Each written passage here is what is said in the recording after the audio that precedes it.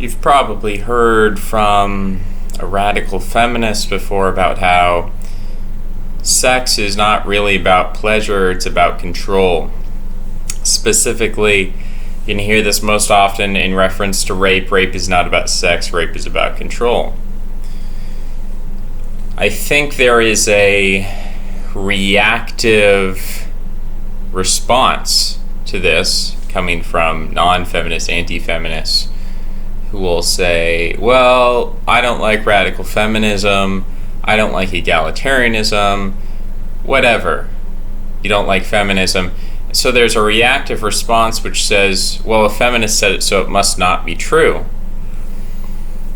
But we shouldn't look at statements in this way. We shouldn't look at, well, just because a feminist said it, it's wrong. We should evaluate it on its own basis.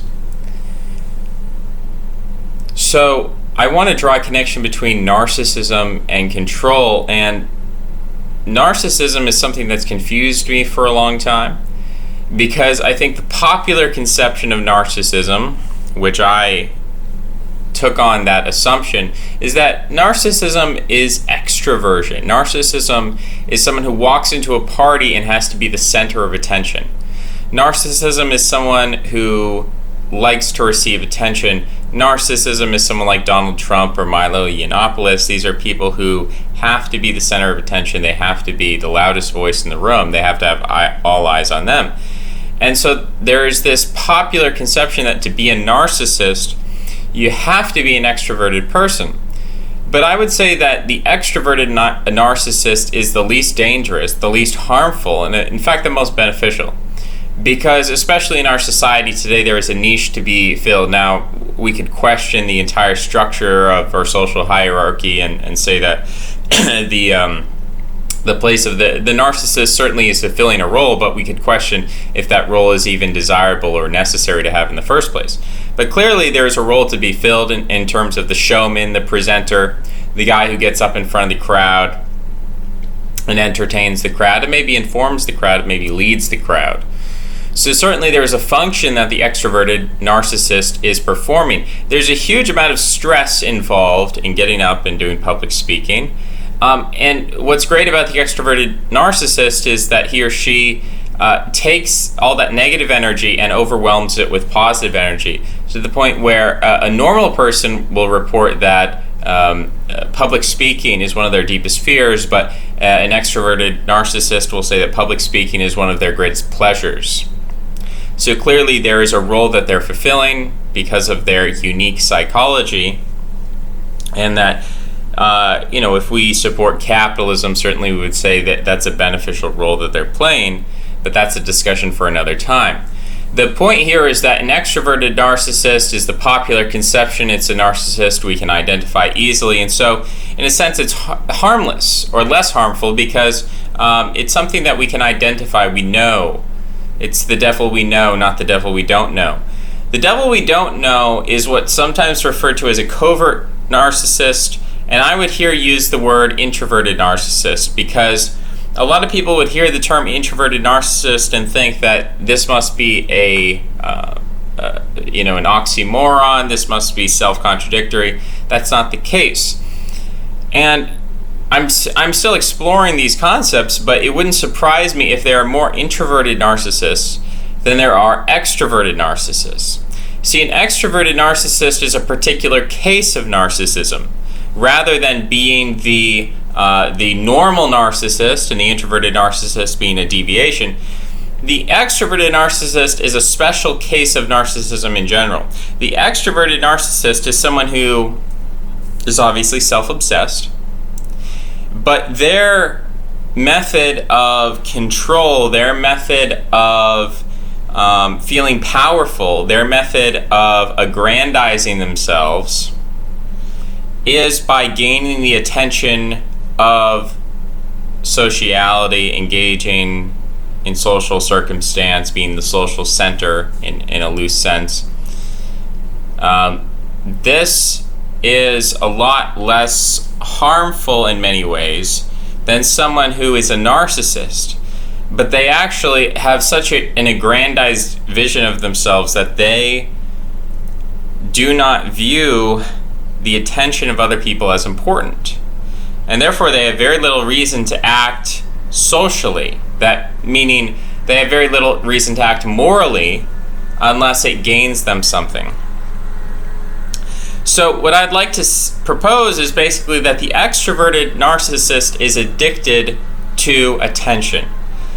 And that can be very problematic. If you have an extroverted narcissist in your life, you know that everything is about me, me, me. They always want eyes on them. They're always causing drama. They're always gossiping, right? There's a lot of negative behaviors there. Attention-seeking behaviors, which can be detrimental to a social group. But that's just one type of addiction. That's just one way that a narcissist extracts or obtains a feeling of power and control, because that's what the narcissist wants. The narcissist views themselves as a sun in a solar system. Everything revolves around them. And rather than empathizing with other people, serving other people, loving other people in the way that a mother cares for her child, on an evolutionary level, you could say it's egoistic, the selfish gene. Dawkins and his theory of altruism, sure, we can go down that path.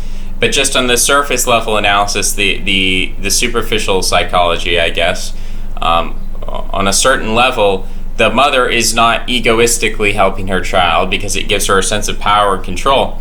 She's helping her child because she loves her child. She helps her husband because she loves her husband. Likewise, the husband works, he goes to work and he has a job, not because he enjoys his job necessarily, but because he's providing for his family. So in a social, a moral community, typically people have a sense of empathy for friends, family, people who are close to them. A narcissist lacks empathy to a great degree. And of course, with all of these personality traits, the brain is complex and it's very difficult, except in extreme cases, to say this is a black or white issue. You're either a complete narcissist or you're a complete empath. There's obviously a spectrum in between. But the degree to which someone is a narcissist is the degree to which they lack empathy. They lack those external connections to other people. They lack the ability to self-sacrifice, truly. They lack the will and the desire to self-sacrifice that many other people have. So because the narcissist lacks those external connections to other human beings on an empathic level, the narcissist only has motivations internally about themselves, about their own aggrandizement, about their own power and their own control. That's the only things that exist within the universe of a narcissist, and therefore the narcissist often displays addictive behavior. As I said, the extroverted narcissist is someone who's addicted to getting attention from other people. The introverted narcissist, what I would say, I would reverse the relationship, at least that I had before, where I thought, the extroverted narcissist, that's your typical narcissist, and maybe if there's an introverted narcissist, that would be a deviant case. I want to say the exact opposite, that the extroverted narcissist is a specific case of narcissist. Extroverted narcissism, or the addiction to attention. Addiction to attention is a specific addiction that some narcissists latch onto in order to gain feelings of power and control. But it's just one addiction. And narcissists can have many addictions. They can have one addiction that predominates throughout their life, or they can have many different addictions. And it's interesting when you look at addiction, just generally, how addictions can be substituted, how one person might have a sex addiction, person might have a video game addiction, one person might have a nicotine addiction. We talk about different drugs and different substances and different behaviors, eating disorders, eating addictions, workout addictions, and how basically, and I've got to pause the video, so hold that thought. Well, someday we'll fix whatever the problem is. Anyway, everybody has all these different addictions. It's interesting somehow you can substitute addictions for one another. That addictions are somewhat interchangeable, right? It's not as if you have one addiction and you're addicted to the thing in itself, but rather you're addicted to the feeling, like the dopamine hit maybe. But really what I would say psychologically, abstractly, rather than just breaking it down to a chemical level, what you're addicted to is the feeling of power and control. This can even be represented in a gambling addiction, right? So a gambler, in that moment, he has the power, he has the control, Lady Luck is on his side, he's going to win big. And he has these delusions of grandeur. And so when he rolls the dice or plays the card or whatever kind of gambling, there are many different kinds of gambling addiction.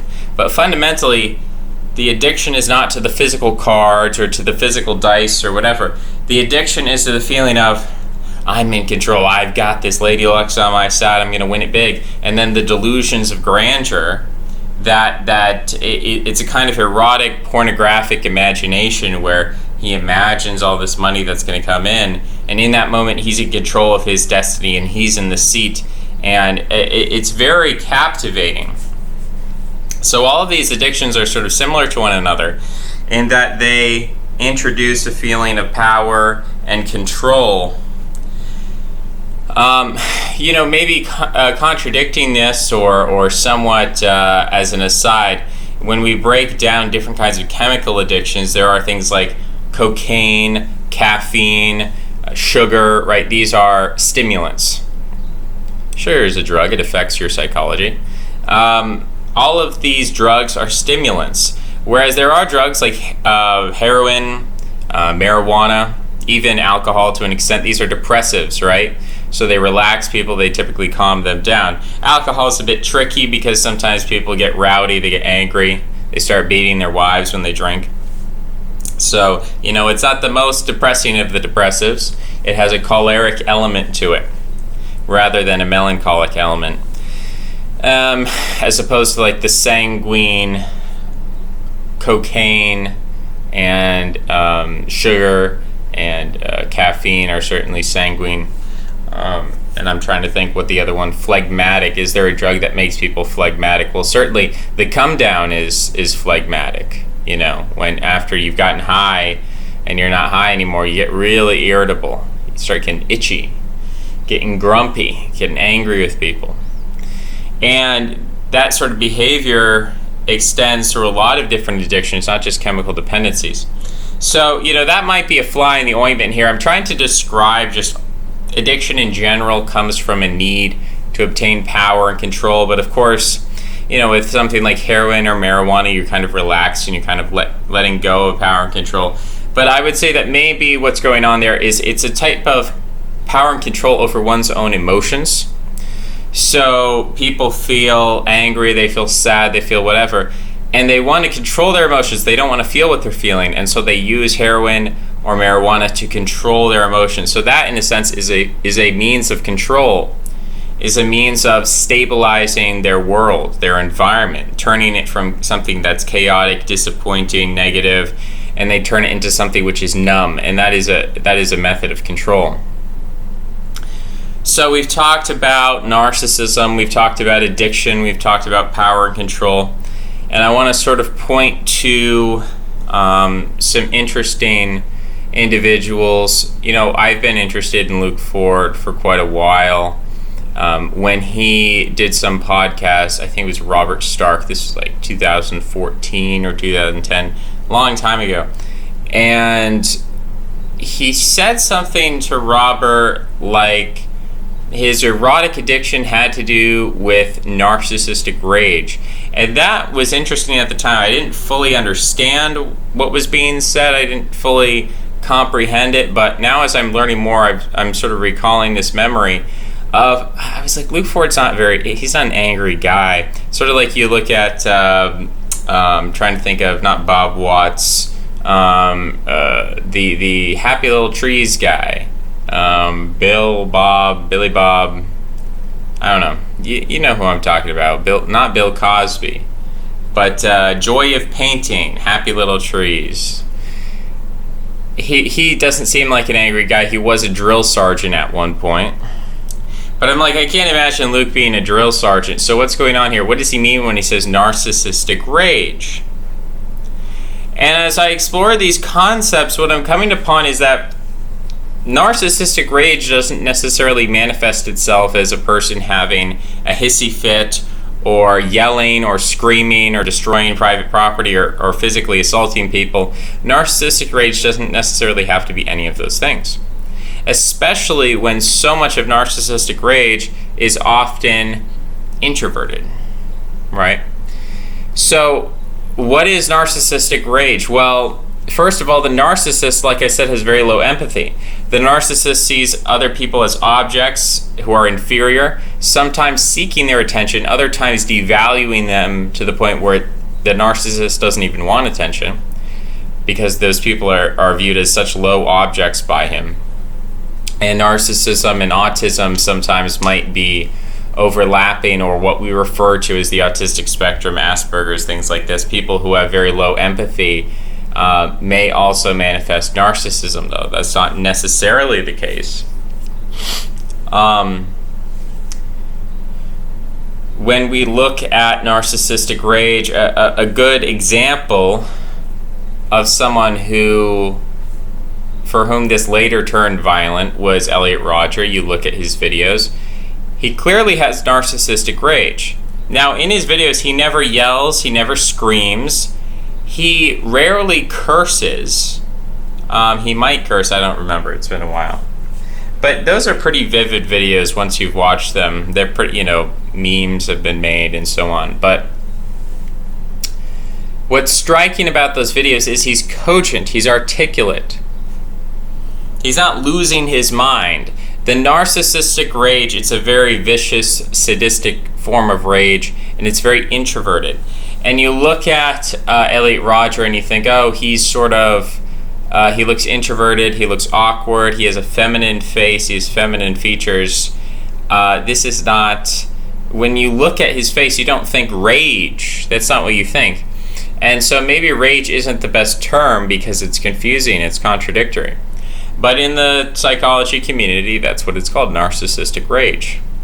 And he clearly had a great deal of it because he felt himself to be the center of the universe. He felt himself to be the supreme gentleman. And yet, people weren't treating him as he felt they should. And so he felt the need to punish them. He felt they were morally wrong because, again, for him, there was no empathy. Most people, their concept of empathy is rooted, or their concept of morality is rooted in empathy, that they say, do unto others as you would have them do to you, stick by your friends, be loyal, self-sacrifice, these sort of things. He didn't have any of that. So his moral architecture was purely about justice, injustice, and the center of his moral universe was himself and how people treated him. So he thought that really these people, these women specifically, by not respecting him, by not worshiping him, they were immoral, and that enraged him. But he was such an introvert, he was so awkward, he was so effeminate in many ways, that he couldn't express this with true rage, frustration. He didn't go to the gym and bang out some sets, he didn't get in a bar fight, he didn't play sports, he didn't, take that rage and turn it into aggressive masculine energy. Instead, it ultimately manifested as drive-by shootings and something that was very sadistic. And I'm not even sure if he killed himself at the end or what happened there. It's been a while. But that sort of thing is very extreme and antisocial and destructive, both for Elliot and for the people who suffered at his hands. So when we look at addiction, I think we do have to agree with the feminists to an extent. I do think we have to agree that when we look at pornography, erotic addiction, sex addiction, we are oftentimes looking at men who are introverted narcissists, and they don't even recognize it or self-diagnose it because they say, well, I'm an introvert, I can't be a narcissist, I hate attention, I'm not a narcissist. I care about things other than myself. I care about my job. I care about my relationships. I care about my projects. I care about these things outside of myself. Well, to be a narcissist is not to be a solipsist. To be a narcissist is to be someone who views external things as peripheral to the self as the center.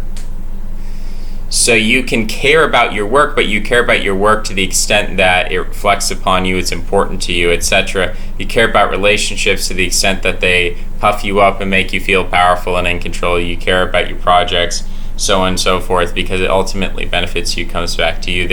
There's no genuine empathy or self-sacrifice or loyalty or whatever. As soon as things become devalued to you, you just throw them away and you move on. So I think we do have to look at a lot of addictions through this lens. You have to look at it like, and especially you can see the process of acting out. So when a person is addicted to something, a substance or a behavior, they're not constantly engaging with the addiction. It's a habitual thing.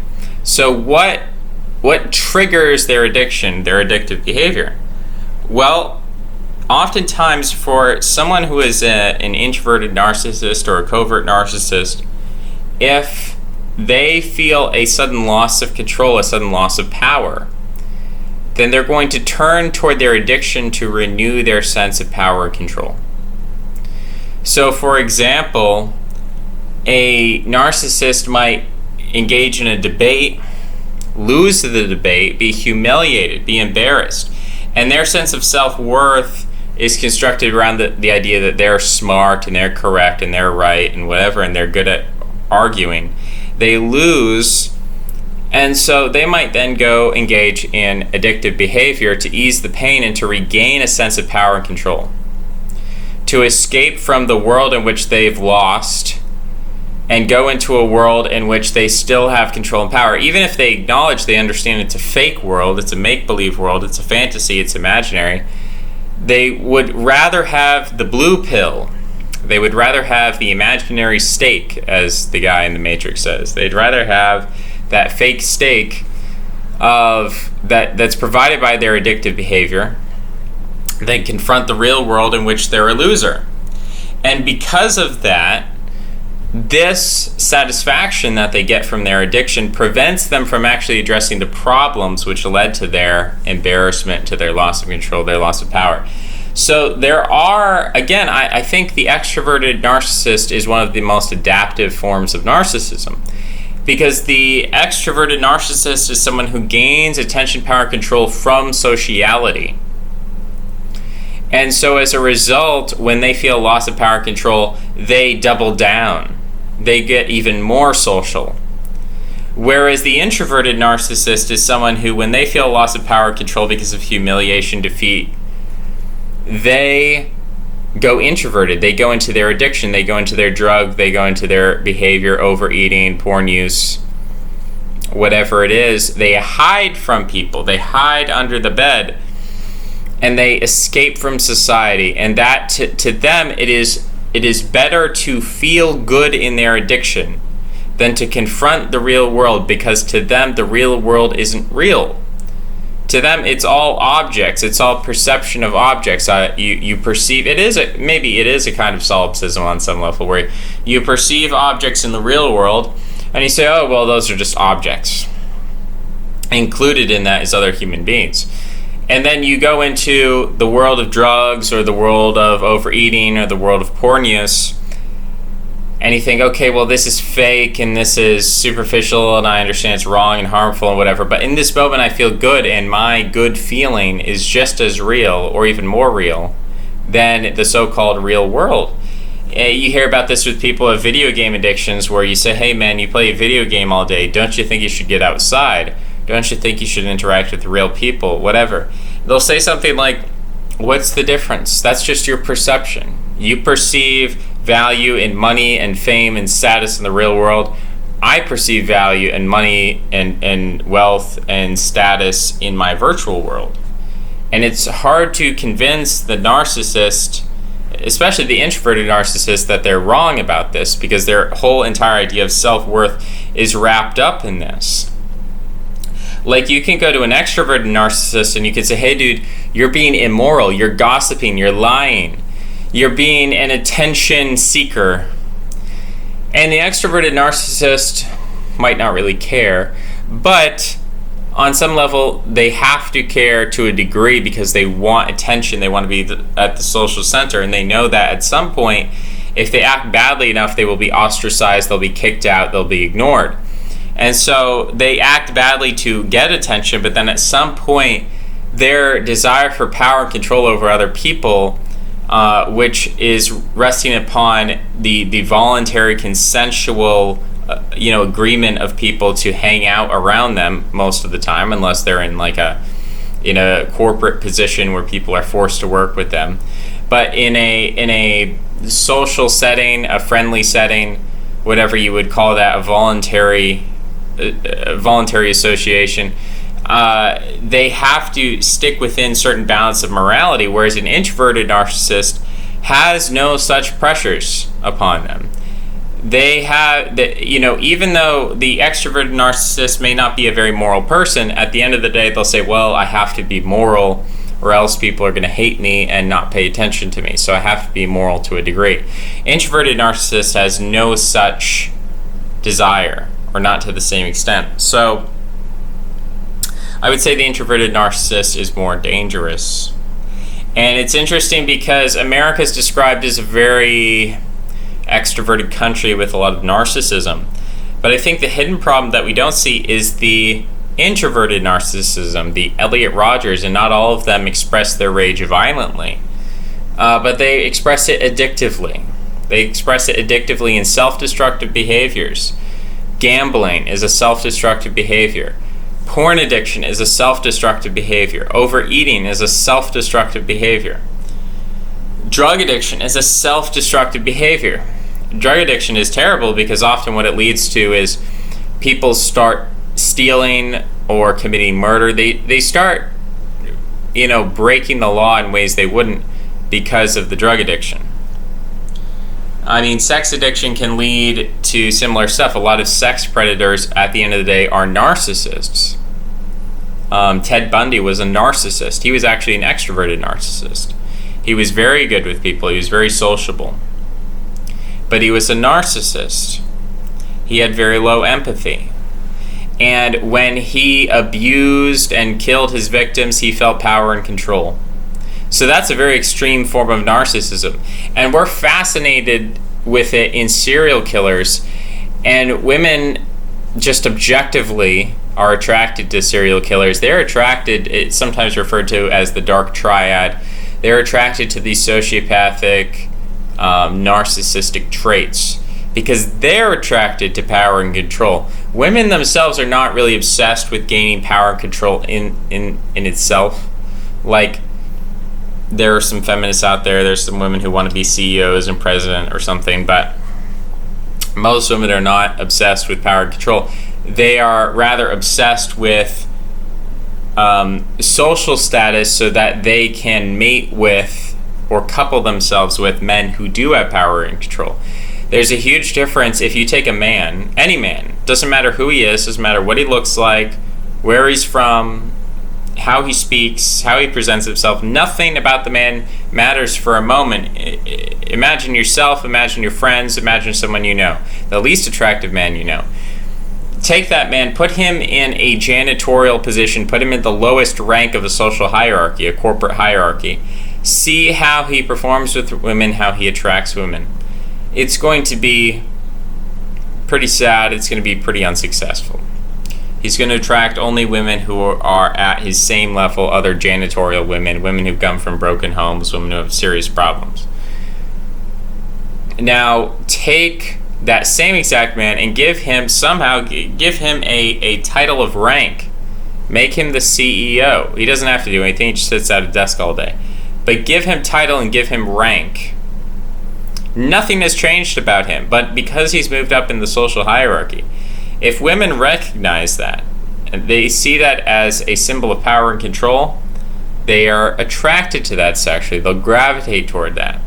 They'll view him differently, even though substantively nothing has changed about his behavior, presentation, who he is, his genetic resources, what his offspring will look like. None of that has changed. But nonetheless, this is just an evolutionary strategy that women have. So women are attracted to narcissists. At the same time, even though they are destructive, even though women, when women sent love letters to Ted Bundy and all these other serial killers, they did it because they knew about the destruction that was going on. They didn't do it in spite of it, or they didn't do it, it's not like they thought, oh, you're a good guy. And no, the entire reason they knew about him was because of the atrocious things he did. So this is problematic, right? Because if we want a society, if we want empathy, if we want cooperation, if we want things to work, then having a system in which narcissism is sexually beneficial, and we have a culture which fosters it and promotes it and doesn't really address it.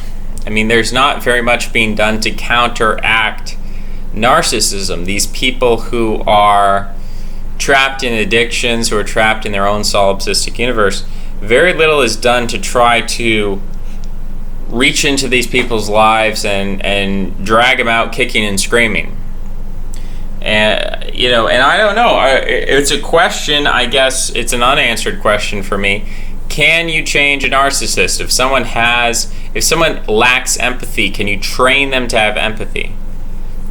I think it's pretty clear that a narcissist can pretend to have empathy. You can train a narcissist to pretend to have empathy. But can you actually train a narcissist to have empathy? Is there some kind of chemical, some kind of medicine? Is there some kind of treatment that you could take a narcissist and make that person more empathic? I don't know. It's up in the air. I haven't found evidence for it.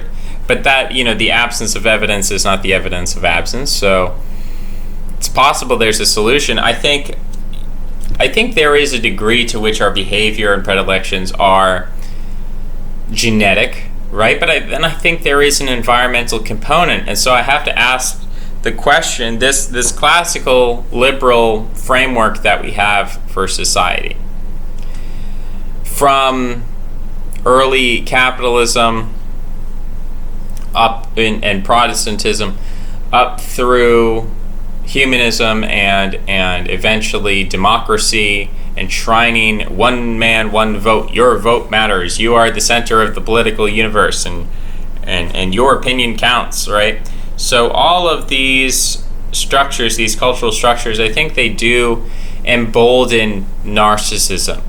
So whether or not we can even change the narcissist, certainly the narcissist has to have a different strategy depending on the environment, depending on the society. If the narcissist lives in a society where really you can only gain power and control by benefiting society, then the narcissist is going to be forced into a role of benefiting society because he wants power and control.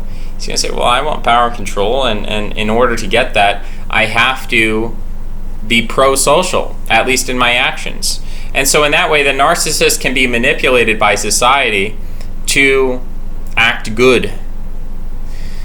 Whereas on the other hand, if society is, oh, you just do whatever you want, as long as you don't break the law, as long as you don't tangibly hurt people, you don't violate the non-aggression principle. But that's a very weak standard, right? Because it doesn't include psychological manipulation. It doesn't include dropping out of society. Think about it this way. The individual is invested in. It takes time. It takes parenting. It takes education. The individual is invested in. Society invests resources in the individual. The individual is a free rider. The individual is a parasite for much of their early life. And eventually it is hoped that the individual will then give back to society. But if the individual doesn't give back to society, then those are wasted resources. So for every narcissist that is not coerced into social behavior, moral behavior, that is a parasitic drain on society. So, what do you do about this? What do you do? We could get back into politics, and how do you reframe society so that narcissists are forced in their quest for power and control? How do you force them to seek out that power and control by doing good things for society? How do you promote those incentive structures? Certainly not the libertarian solution. Certainly not just saying, oh, everybody just do whatever you want, because at that point, again, you do have a society. and people are dumping resources into narcissists and they aren't giving back. They're delving into their introverted addictions and dropping out of society, or they're manipulating people and harming people and swindling people. So clearly the libertarian solution is not going to work. What is the solution then? Is it some form of communism? I don't know. I don't know exactly. We've talked about formalism being really a metapolitical idea, and that is something I want to talk about. I hear people, and I've heard people for a while, I don't know, it's been like 10 years now, using this term metapolitical, and they'll say something like, politics is downstream from culture. We have to change the culture before we can change the politics. And I'm like, what is politics? Politics, how do we use that term? When we talk about workplace politics, when we talk about politics in a friend group, when we talk about the politics of the sports industry, the entertainment industry, the politics of Hollywood, what are we talking about? We're not talking about voting. We're not talking about 2 to 4 year cycles. We're not talking about representational democracy. We're not talking about elections.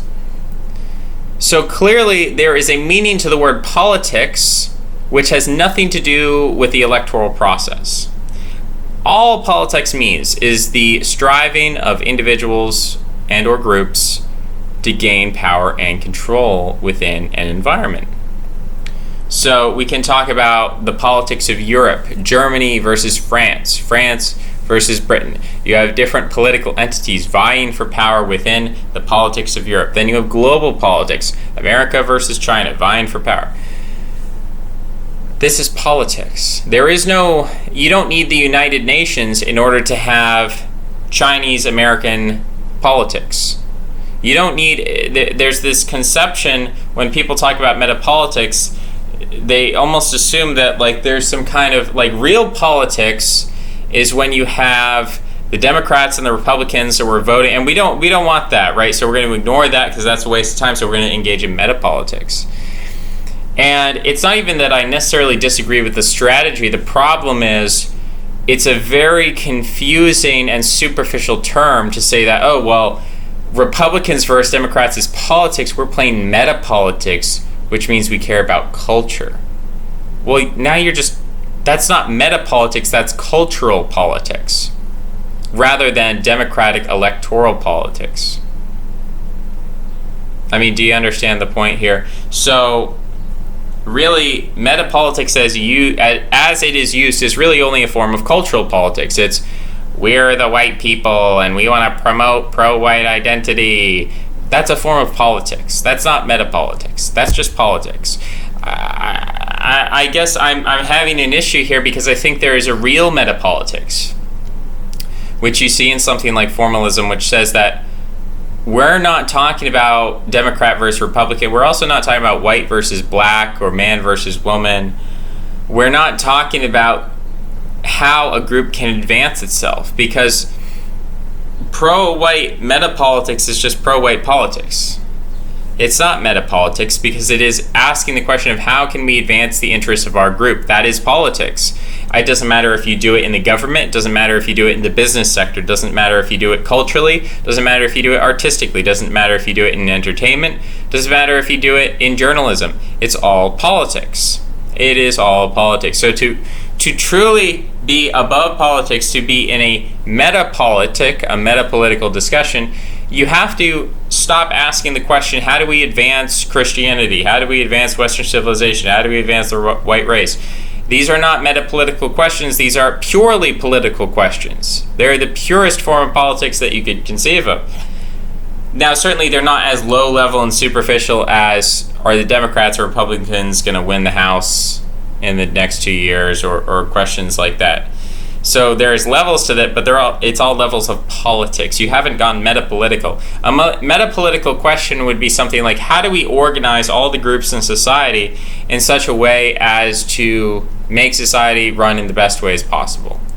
That is a metapolitical question because it's not asking the question on behalf of any individual group. It's not asking how do we win for the whites, or how do we get reparations for the blacks, or how do we promote Asian identity. Like, we're not asking those questions. We're not coming from that point of view. It is a universal view. It is a meta-political view in the truest sense to ask, how do we organize all these groups?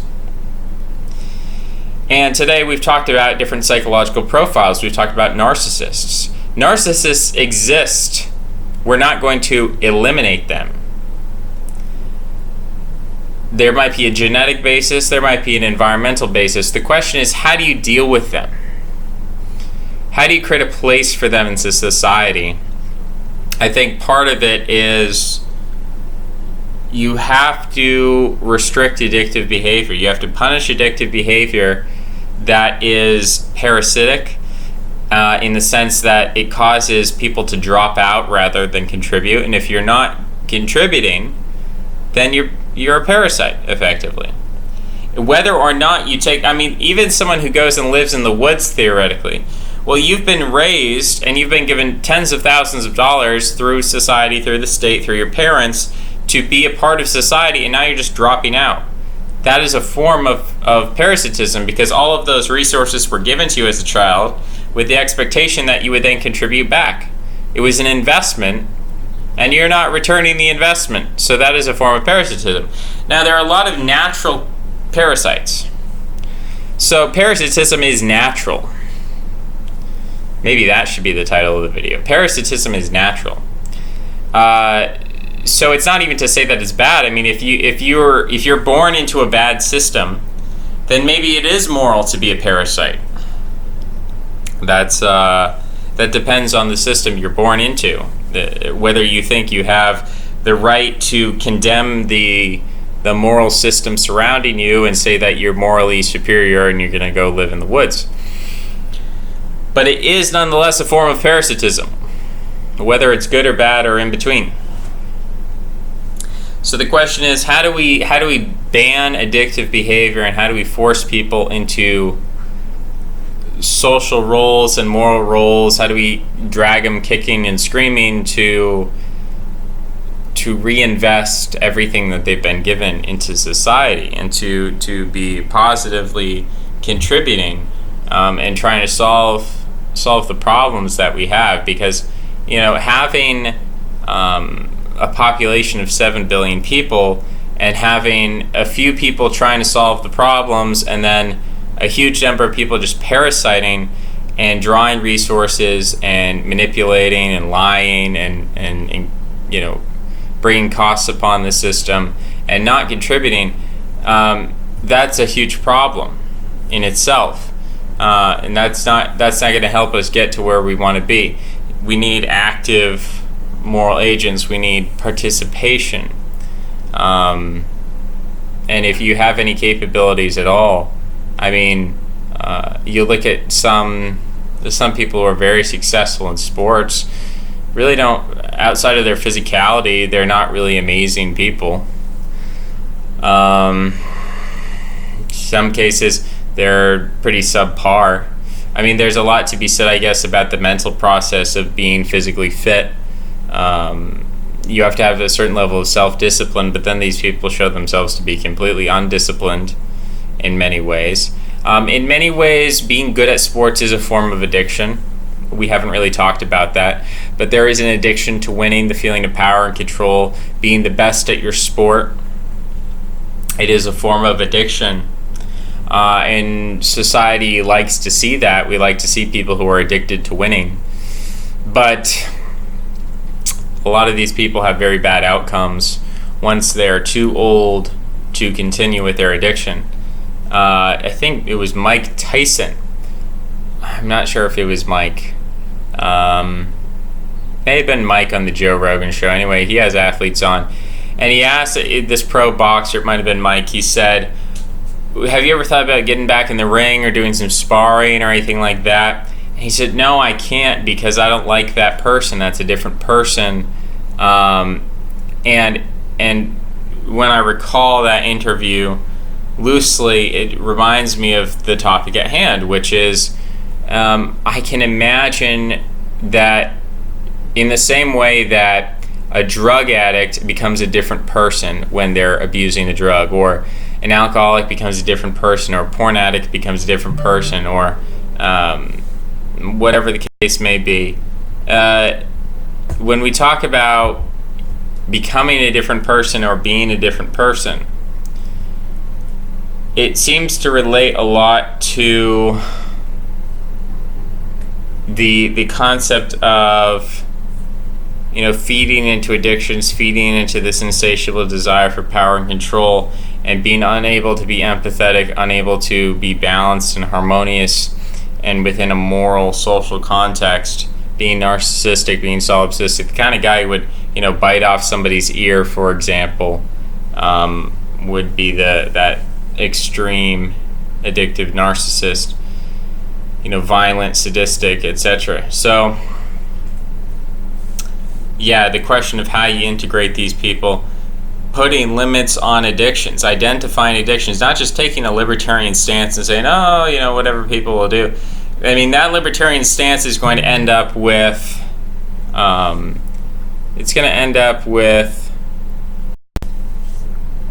right, I was interrupted. We were talking about something. If this happens, then that happens. The other thing happens. How do you ban addictions? You can't do it in a libertarian way. I was going to say, if we just allow people to do whatever they want, we're going to have a society in which there are a very small percentage of people who exercise agency and self-control, which is an interesting thing we haven't talked about with the narcissist. I think there is a desire in the narcissist for self-control. Of course, addictive behavior is not really self-control, is it? But there's a contradiction there. If you can force the narcissist into a kind of a self-control rather than this desire to control others or to engage in addictive behavior, then that can be positive. But there's going to be very few people who are capable of doing that, and most people are going to be trapped in these self-destructive behaviors, and you're going to have a very you're going to have an upside-down population pyramid in a way, in terms of you can have the 1% of society who are adaptive and who can deal with libertarian conditions, and then you're going to have 99% of people are going to suffer and be washed out in their own self-destructive behaviors, and eventually you get robots or something and wipe those people out. I mean, that's one way to go about it. The other way to go about it would be you start banning things which are addictive and counterproductive. So you start banning overeating. If people are morbidly obese, well, you're going to get emergencies. When you get a heart attack, you're going to go to the emergency room. You're going to be paid for by the state. Now, if you want to sign a waiver saying that when you go to the emergency room, they're not going to take care of you, go ahead and sign that waiver. I mean, if that's how you want to play it, go ahead. But if you're going to be morbidly obese on the taxpayer dime, then maybe we need to send fat people to camps and make them do some jumping jacks. I don't know. I think a lot of it has to do with childhood obesity. I think a lot of these problems that we talk about, when you come in after the fact, like you look at a 50-year-old woman who's been divorced a few times, and you talk to her and you say, how do we fix your situation here? Obviously you have a problem. You're old, alone, and you don't have a marital partner and whatnot. So how do we fix this problem? It's like it's too late. It's too late, and that's why you hear it. It's a pretty sad thing to say, right? It's a pretty sad thing to say to someone. It's too late, but I mean, that's kind of the reason, I think, partially why we have spirituality, religion. So if you believe in reincarnation, then you say, well, it's too late for this life, but you always have the next life. Christianity will say, well, it's too late to change the past, but if you pray to Jesus, he'll release you from the sins, you'll be forgiven, you'll be born again, have a new heart, all these things. So, I mean, in a sense, Christianity is just an abbreviated form of the doctrine of reincarnation. It's a very abbreviated, short-term, quick and dirty form of reincarnation, where it's like, oh, don't wait till the next life. No, embrace Jesus now and you're going to be reincarnated instantly. So, but those sort of things are, I guess, at the end of the day, what you have to tell people, because there's no other option than saying, hey, it's too late. And that's pretty harsh. I mean, it's pretty harsh to say that to somebody. So, if we're in these sort of situations where there are people who are morbidly obese, at that point, there's not much to do. Looking at society as it is, to saying, how do we take these, self-destructive tendencies? How do we turn them around? How do we fix them? It's like once they've already developed and metastasized, it's very difficult to remove the cancer. What's easier to do is to try to be preventative. So in childhood, you have very rigorous exercise and dieting. You teach people. You stop teaching people that corn syrup is good for you, or that corn oil, canola oil. You stop teaching them that that's healthy. You stop teaching them that fat is unhealthy. You stop teaching them that like fruits are good for you, that orange juice, you should be drinking orange juice every day. And in fact, even milk. I mean, lactose tolerance is a very rare trait globally, and it's pretty well confined to a few tribes of people. And you look at maps of lactose tolerance, and it's like you have this point in Scandinavia, a little point in Nigeria. You have a few tribes in the world who have developed lactose tolerance, and they've interbred with surrounding neighbors who then have a degree of lactose tolerance, but it's a degree. I mean, there are some individuals who have extreme lactose tolerance, meaning they can just drink gallons and gallons of milk a day and be totally fine, which is a pretty weird adaptation. Most people can drink a little bit of milk and they'll be fine. But then there's levels in between, and the degree to which the lactose has been broken down by a process of acculturation. So when you get bacteria to break down the lactose, you don't have to digest it yourself. Then it's a lot easier to digest for most people. So cheese is a great example of this. Cream, when you cook milk, when you put milk in a frying pan and heat it up, that breaks down the lactose to an extent. So, there's all sorts of things that you can do to help break down the lactose in milk to make it easier to consume. But that's another thing. People have been told, oh, got milk? Have you drank your milk today? All the celebrities, the little milk mustache, and that's being promoted as this healthy thing. When it's not necessarily the best thing, in the same way that at the bottom of the food pyramid, they put all these grains and carbohydrates. I mean, who did this? It was essentially big pharma. I mean, that's what big agriculture, to me, it's a very similar thing to big pharma. They're telling you to put things into your body which are not necessarily healthy for you, but they're addictive and they make money. So yeah, eat corn oil and eat, because it's better than natural animal fats, and drink lots of milk. Milk is, if the government is promoting something that you should eat, it's probably evil and bad for you. Like if they're promoting milk, you should probably drink less milk. If they're promoting corn, you should probably eat less corn. If they're promoting carbs as the thing you should be eating the most of every day, you should probably eat less carbs. Just a rule of thumb. Again, it depends on your biology. Some people are very well adapted to milk drinking. If you come from a long line of dairy farmers, you could probably drink milk all day. But for the vast majority of the world's population, even I would say the majority of white people who are, of continental populations, compared to like the Chinese or something, they're pretty well adapted to consumption of dairy. But even then, there's problems with that. And there's also problems with the fact that we pasteurize everything. So when we pasteurize milk, we kill all the germs and bacteria, which is great because then we don't get E. coli. But it's bad in the sense that it eliminates those natural bacteria that go into our gut and help digest that dairy product. So now we've eliminated that thing. We've made it a sterile product, and our body doesn't know how to handle it.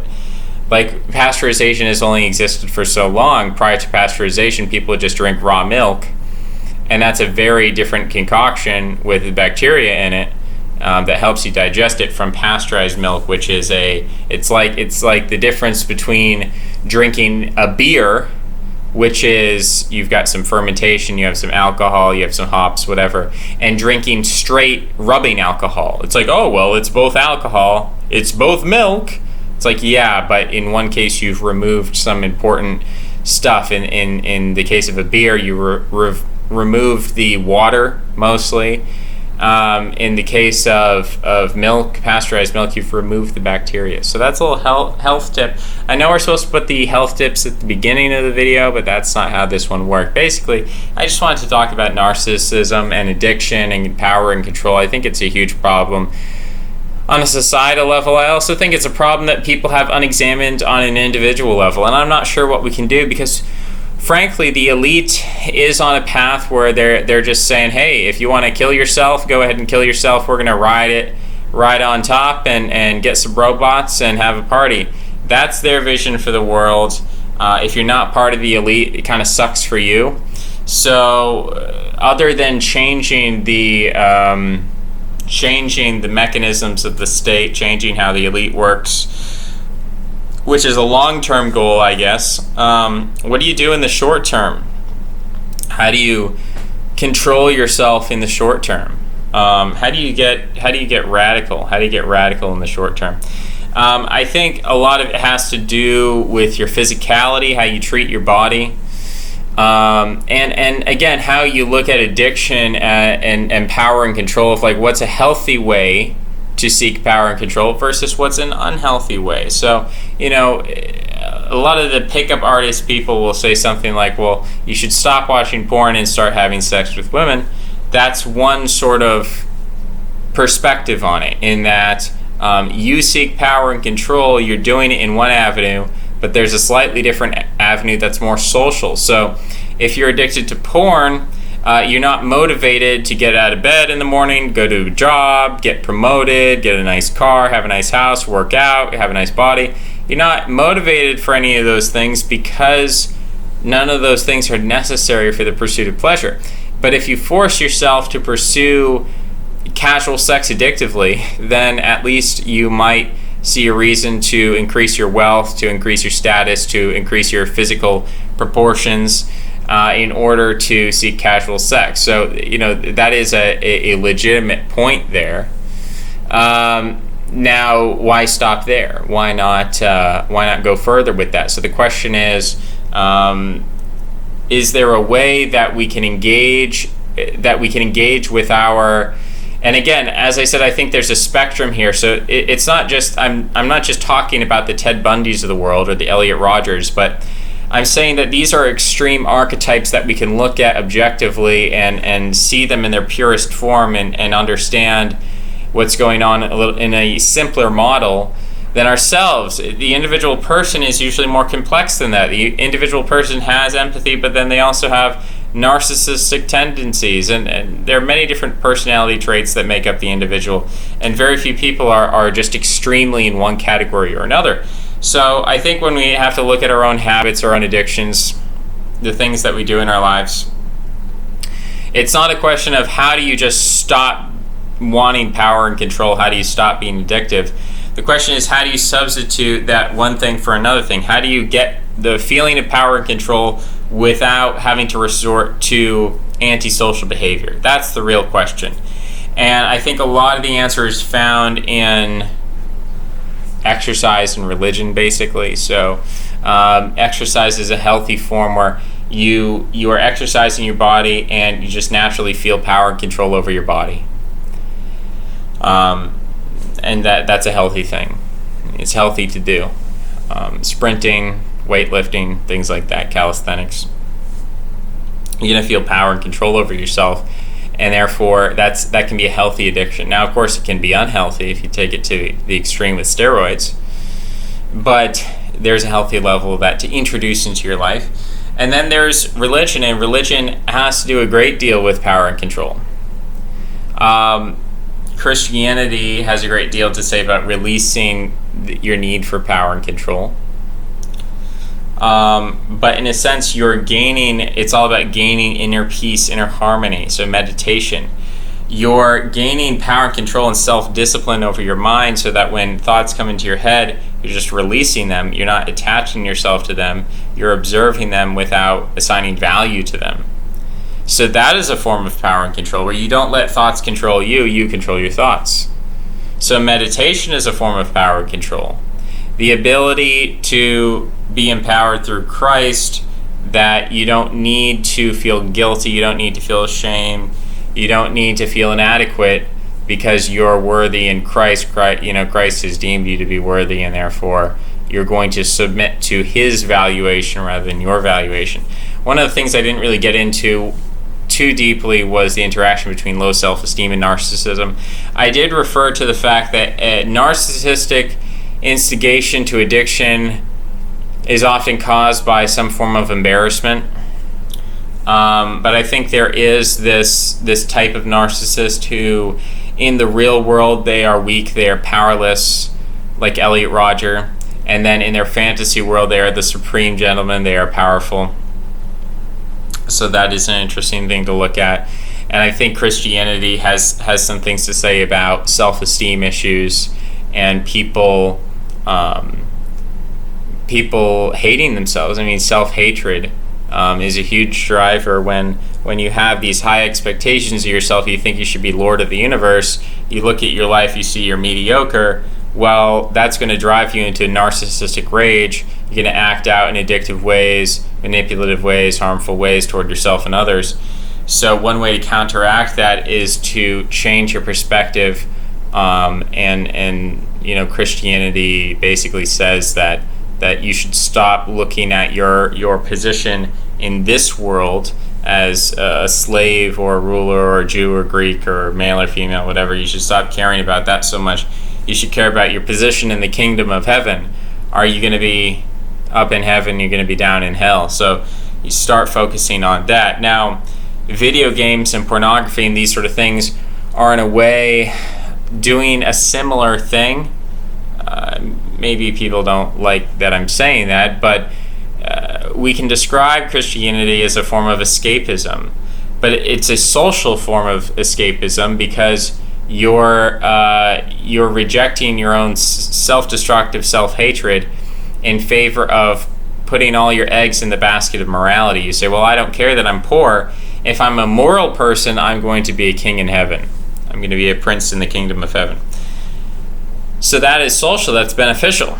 Whereas what the porn-addicted person, the drug-addicted person, the food-addicted person, whatever, a gambling-addicted person, they are rejecting the real world and going into the fantasy realm, but it's an anti-social fantasy realm. So that's the distinction between Christianity and other. I mean, if we're just going to come at it from a materialistic, atheistic perspective, Christianity is a fantasy, but it is a social fantasy. It's a moral fantasy.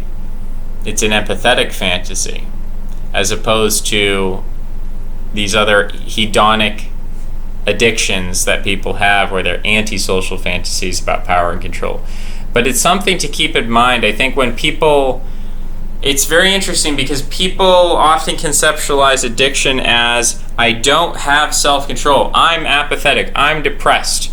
They often put it in a very negative way of, like, I don't have the power to resist my addiction. They make the addiction into the devil. The devil is like somewhere out there, and the devil just, like, I was just minding my own business, walking around, all of a sudden the devil just slapped me across the face and told me I need to act out in an addictive way.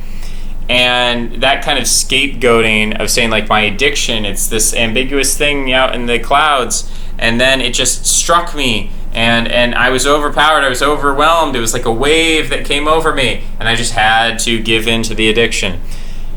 Not necessarily. I mean, maybe for some people, when you externalize the addiction, you're able to oppose it more effectively.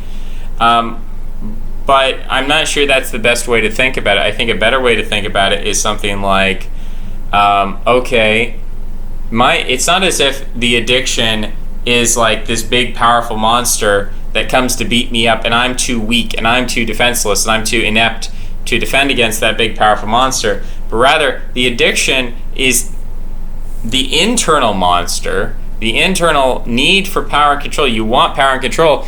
you get a feeling of power and control from your addictive behavior. Your addictive behavior, when you eat food, you just eat it. It makes you feel good. It makes you feel big, powerful, in control. When you have, and it controls your emotions.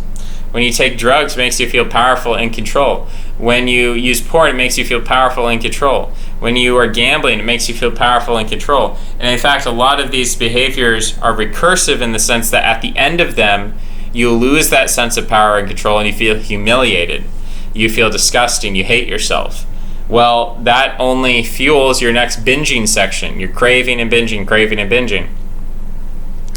So I think a better way to look at it is internally within you, you have a need for power and control. How are you going to address that? Are you going to address that with addictive behaviors in terms of antisocial behaviors, or are you going to develop positive habits, really what we could even term positive addictions? Are you going to have a healthy addiction to exercise? I mean, go out and exercise every day. Some people are going to view that as crazy because they're lazy. But that is a healthy, spending an hour a day exercising is not unreasonable. Now, you can bring it to the unreasonable point of steroids and things like that, and having such a low body fat content that you're becoming infertile and sterile and stuff like that. It doesn't have to be that bad, though. Having a healthy addiction to exercise, having a healthy addiction to socialization, having a healthy addiction to, the workplace, having a healthy addiction, there are forms of healthy addictions that we can have, and I think spirituality is also a healthy addiction. Having a healthy addiction to reading the Bible or reading sacred texts or prayer meditation. People would consider that to be kind of crazy. You're just sitting there doing nothing, or you're sitting there talking to a man in the sky. The atheist would say that's crazy. But the same atheist, who's watching porn, who's overeating, who's doing drugs, who's gambling, the same atheist is, well, I'm not crazy. I just, it's a bad habit. It's a bad habit. Really, you're seeking power and control, and there's ways of seeking power and control which are self-destructive and destructive towards society and the people around you. But there's also ways of seeking power and control which are really much more healthy, much more social, much more moral, having to do with exercise and spirituality mainly. So I think that's it for today's video. I hope you took something good out of it. It's a learning process. It's a communal process. It's a peer process. It's a process of peer review. So I make the videos, some people comment, and recently I haven't been getting a lot of comments. And so every comment, I may ignore the comments, I may not pay attention to the comments, but I pretty much read all the comments. And that's what it is. It's a process of a back and forth. Making a video and getting no comments is very empty, right? And I guess if this is a video about narcissism, I don't know. At what point is we can deconstruct all kinds of social interactions? Again, this is what Dawkins does, right? He says, well, altruism isn't really altruism, it's the selfish gene, right? And it's like, okay, on one level that argument makes sense and I understand what you're saying there. Very cute. It's very neat, right? It ties up evolutionary theory quite nicely. But at the same time, basically, I think what has to be understood is that the need for power and control, it exists. Like, we have this need for power and control, and Schopenhauer grappled with it, and Nietzsche grappled with it, and different people grapple with it in different ways. And certain people, their need for power and control ends up being very beneficial because, or spectacular. We think of them as heroic because their need for power and control went so far that they felt the need to become a Hall of Fame sports athlete or a Hall of Fame musician or something like that. Their means of attaining a feeling of power and control came from the exercise of a hobby or a sport or a musical pursuit or an artistic pursuit. And people pursue art to an obsessive degree, to an addictive degree, that may be self-destructive, but it does produce some beautiful art. And beautiful art can be very beneficial, even if it destroys the artist in the process. Beautiful art can be beneficial for society as a whole. So there are ways of being addictive about producing.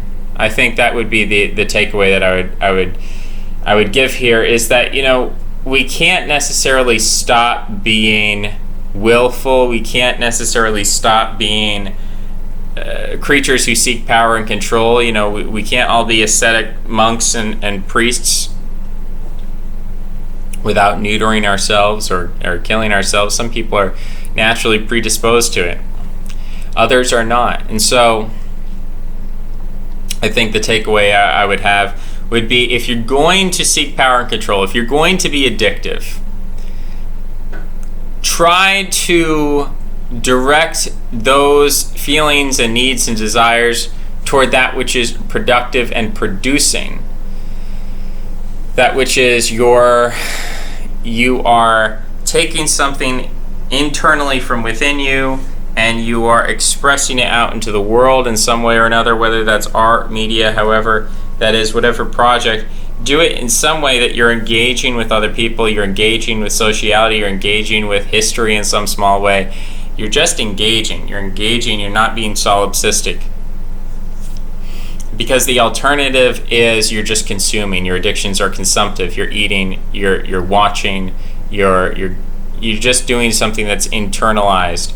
And that is, again, as I said, that is a dead weight, that is a parasitic action. Even if we say, oh, it would be good to parasite against the state or the system, but the state may exist and the system may exist, but even there are people who, very much like you, if you're against the system, they also are against the system. So wouldn't it, the moral thing, I mean, yeah, you can say, oh, I'm going to be a parasite on some level and defend that, but at the same time, there are people out there who are in your same position. Don't you feel empathy toward them? Don't you want to help them? Don't you want to, do you really want to parasite against those people? Because not everyone buys into the system as it is. Not everyone is a part of the system or wants to be part of the system. Wouldn't it be great, instead of just whining, complaining, parasiting, wouldn't it be great to form a counterculture or a subsystem or a state within a state? Wouldn't it be great to take a group of people who are disgruntled, who are upset, who disagree with the state of affairs? Wouldn't it be great to work toward constructing, positively producing a subsystem, an alternative system within the system, whether it's cultural, political, economic, whatever level it's operating on, philosophical? You're forming a system, but that requires productive behavior. And you can't be hiding, and you can't be internal, and you can't be solipsistic, and you can't be, I mean, you have to recognize the tendencies within yourself, the selfishness within yourself, I guess, and see how that can be channeled toward positive goods and ends. Because I don't know. How do you justify that? How do you justify, other than looking at infinity and saying, okay, if I had an infinite amount of time, would I rather spend that infinite amount of time consuming endlessly? Or would I rather spend that infinite amount of time producing endlessly? Would you rather be the black hole that sucks in the universe and reduces it to nothingness? Or would you rather be that shining star that fills the universe with infinite light? I mean, when you put it in infinite terms, when you take these principles to their logical conclusion, you abstract them to infinity, and you position it like that, I mean, it's hard to imagine. It's hard to imagine. There are certain people out there, you read the profiles of these extreme psychological types, the Columbine killers, they had some diaries where they talked about it would be perfect if the world was filled with nothingness. If it was just, an infinite ocean, very much like the beginning of Genesis. So certainly there are people out there who become so misanthropic, who become so, it's self-hating, which is then projected out into the world, that they might want to be that black hole. They might want that nothingness. And we can even question the extent to which, a religion like Buddhism which seeks after nothingness, is, or even a religion like Judaism, which I think Ein Sof or I Sof or whatever that's called is the Hebrew word for nothingness, is one of the names of God, being nothing. So we can question, I guess, some of these religions.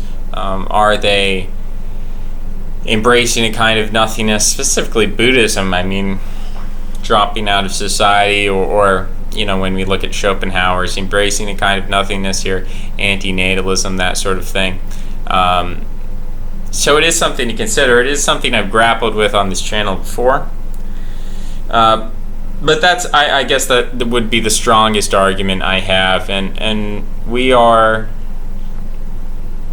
creatures of the short term and the long term, and there are short term benefits to acting within a fantasy, but there are a lot of long term detriments, and you might just find yourself in a position that you don't like very much. But you've gotten to that point where it's too late. At some point it will be too late.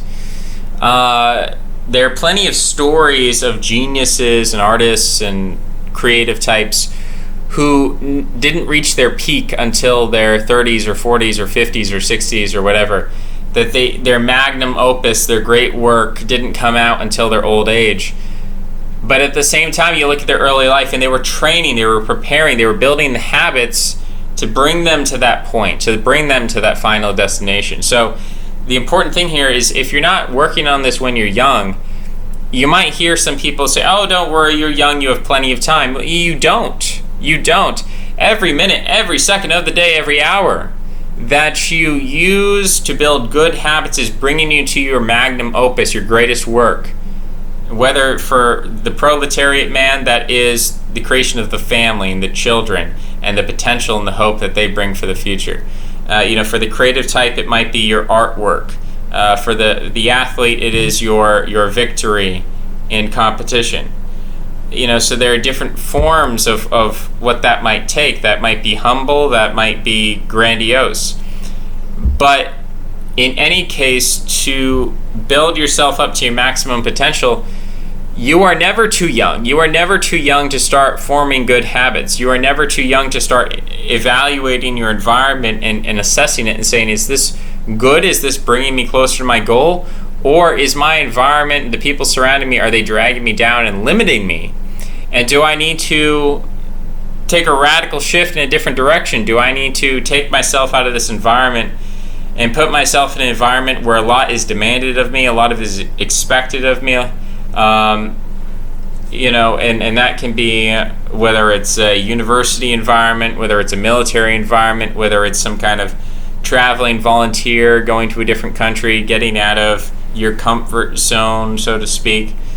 There are a lot of ways to go about that, but I don't think you're ever too young. I don't think you're ever too young to question what I am doing today. Is this helping me or is this hindering me? There's so much you can learn. I mean, you can learn languages amazingly fast when you're young. So to say that when you're young is the time to just relax and not care, it's almost like when you're young is the most important time to care. When you're old, you can relax and not care much anymore because you've already done it all. You've done what you intended to do. But when you're young, you're preparing, you're setting yourself up, everything you do. There's this myth of childhood that's been constructed. It's a perversion of like a Victorian myth about childhood, where the original myth is something like, well, children are innocent, they should be allowed to play, they should be allowed to be idle, they should be allowed to have fun, things like this. And then with the baby boomers, that became, well, children should be allowed to be immoral. Children should be allowed to break the law. Children should be allowed to form bad habits. Children should be allowed to engage in childish things. Children should be allowed to do whatever they want. And then there's this mystical idea that somehow when they're adults, everything's going to turn around, they're going to reform themselves and be better. Of course, there is a process of maturation in which people recognize that the things they did in childhood were wrong and they changed themselves for the better. That's possible. I'm not saying it's impossible. But I'm saying that the myth and the narrative that's set up, that like the way to get a well-rounded adult and a healthy person is you just let children do whatever they want, and then they're going to turn out to be the exact opposite. it's not really a sound theory. More like you have to. If you're raising children, you have to do it in a way that's constructive, of bringing them to a point of maturity slowly over time. And if you're a child yourself, or you're still in the path of growth and development, what I would say is, I don't know you, but is there a level of self-consciousness that you can take on where you evaluate yourself? What is my relationship to control and power? What is my relationship to narcissism? What is my relationship to addictive behavior? Am I a consumptive person? Am I a productive person? Am I just watching these videos, or am I making videos?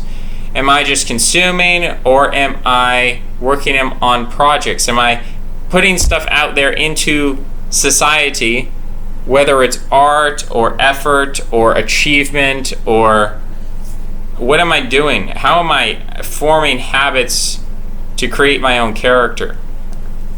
And it's very difficult as a young person to be so self-conscious and so self-reflective about this. But if you have the chance, I would say, as soon as you can, put yourself into difficulties. Put yourself into, and there are many different forms of that, of self-reliance, of being in a different country for this first time, being homeless, being destitute, having to work for your own bread, having to be responsible for yourself. These kinds of experiences are experiences that most young people throughout history have had because they had siblings they had to take care of. So they not only had to take care of themselves, they had to take care of their siblings from a very young age. With the fertility crisis in the West, more and more children are only children. They don't have any siblings. That's a huge problem in terms of responsibility, sociality, empathy. I think Elliot Rodgers was an only child. I think Jeffrey Dahmer was probably an only child. I think a lot of these serial killers are only children. It's not to say that some of them don't have siblings. Some of them are abused by their siblings. Some of them abuse their siblings. But what I'm just saying is that you see this a little bit in China with the one-child policy. You certainly see it in the West with low fertility, that people are having children without any siblings. This, as I said before, there's a genetic component, there's an environmental component. This contributes to narcissism. And if you want to be conscious about it, recognize the self-destructive potential that this has, then you have to force yourself into some kind of social setting. Unfortunately, the internet is really not good for that. It's not very accountable. You can present yourself in one way on the internet and then go do something in your private life. And so that's a frustrating inadequacy about this medium. But there are still real world things out there. There are still real world groups to join. Not about politics, not about changing the world or something, but about changing yourself. It's not, again, I'm a little more process oriented than goal oriented here, in saying that seek out a project, seek out a hardship, and work on that, and work at being really good at overcoming that, being self-disciplined and having self-control. Whatever sort of challenge it is, again, it could be say you're going to move somewhere and you're going to have to survive on your own. You're going to have to survive on your own. And if you fail, the consequences might be disastrous, but you're going to have to survive, and it's just you. And no one's going to be helping you and supporting you, and it's not a libertarian idea of pick yourself up by your bootstraps, but it is a concept of trying to bring yourself to the limit and trying to bring yourself to the breaking point, so that you can then help other people grow and develop and contribute to society. It's not to say that people should, it's not to say that like infants and babies, if you just leave them alone in the wild with the wolves, that they're going to turn out to be the best. There is a synthesis here. There's a motherly side of things, and then there is a more fatherly side, we might say. There is a side in which you do nurture and you do give and you give and you give, and people just need to be given stuff. right? We're, as infinites, we're helpless. So we need to be given stuff. It's a give and take. We need to be given stuff, but then we also need to be set free, and we need to be challenged, and then maybe we need to step back and be given a little more stuff, and now maybe it's more abstract, maybe it's education. But in a sense, you have to look at challenges as gifts. I mean, a challenge is a gift. It helps you develop yourself. It's a problem to solve. Without these challenges, you can't develop. So put yourself in these situations. Look at your life. Ask yourself what challenges you can confront. Don't be satisfied with yourself as you are. There's so much out there telling you to be satisfied with yourself, with who you are. So much out there telling you you're young, and therefore you don't have to worry because everything will turn out all right in the end. Nothing will turn out all right unless we force it to be all right.